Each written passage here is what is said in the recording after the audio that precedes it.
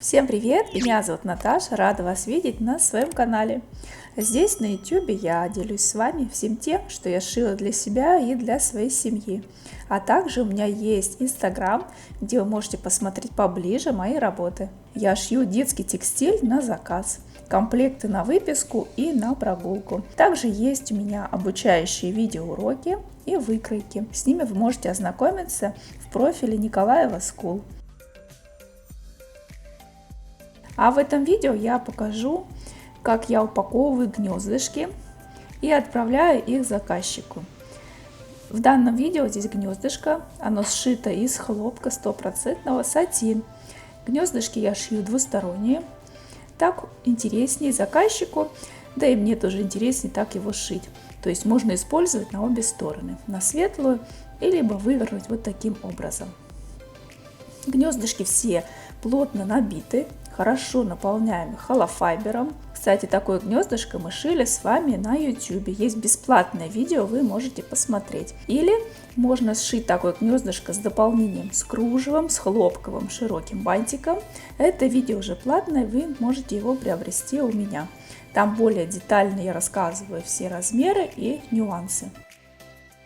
Дно у кокона съемное, внутри идет вот такой вот матрасик плотный, его можно загибать, можно стирать машинки, ничего ему не будет. Оно достаточно плотное, хорошо держит форму, не впитывает ни запахов, ни влагу не держит. Прекрасно подходит для таких вот гнездышек. И сверху идет чехол непромокаемый. Можно легко вынуть этот матрасик, постирать в машинке отдельно и затем снова вставить в гнездышко.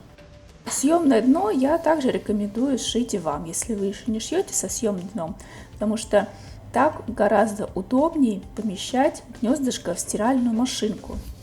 Его свернул бубликом, постирал и разложил на ровную поверхность. Оно хорошо высыхает. А когда не съемное дно, оно более жесткое и не во все стиральные машинки подойдет. Вот так вот оно выглядит. Гнездышко в собранном виде. Такое гнездышко хватает примерно до годика, может быть чуть побольше. Потом, когда малыш уже подрастает, гнездышко вот так вот раскрывается и можно использовать далее. У меня такое гнездышко было примерно до 2 лет. Я своим малышам когда шила, им очень нравилось. Даже когда они постарше, они туда залазили и с удовольствием играли с этим гнездышком. Когда я собираю гнездышко, я обязательно его полностью все просматриваю на наличие каких-то лишних ниточек, либо дефектов. То есть оно должно быть идеальное. Далее я собираю его вот в такую вот сумочку. Одна сторона идет из водонепроницаемой ткани, а другая спанбон. Если вам интересно, где я покупаю упаковку самых разных размеров и где можно ее заказать на ваш размер, то есть абсолютно любого размера упаковку, оставьте в комментариях плюсик, и я обязательно расскажу вам. Вот так прекрасно оно сюда помещается, гнездышко.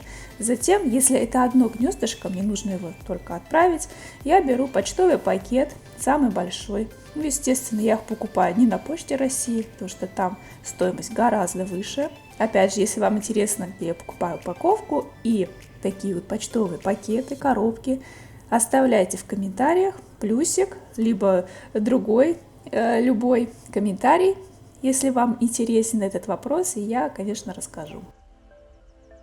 Дальше, смотрите, вот так вот я его туда вставляю и немножечко подворачиваю гнездышко. Вот эти вот кончики, которые у нас остаются, они просто немного подворачиваются. Затем я залепляю уже вот здесь липким краем, и все. Посылка полностью готова. И еще хотела сказать, прежде чем упаковывать такое гнездышко, подпишите пакет. Так будет гораздо удобнее вам его отправлять, нежели когда вы уже упакуете, а потом подписывать. Тоже такой маленький нюанс, но все же его нужно учесть. И просто отправляю его на почту. Такое гнездышко. Спасибо, что досмотрели это видео до конца. Надеюсь, оно было вам интересно. Всем до новых встреч. Пока-пока.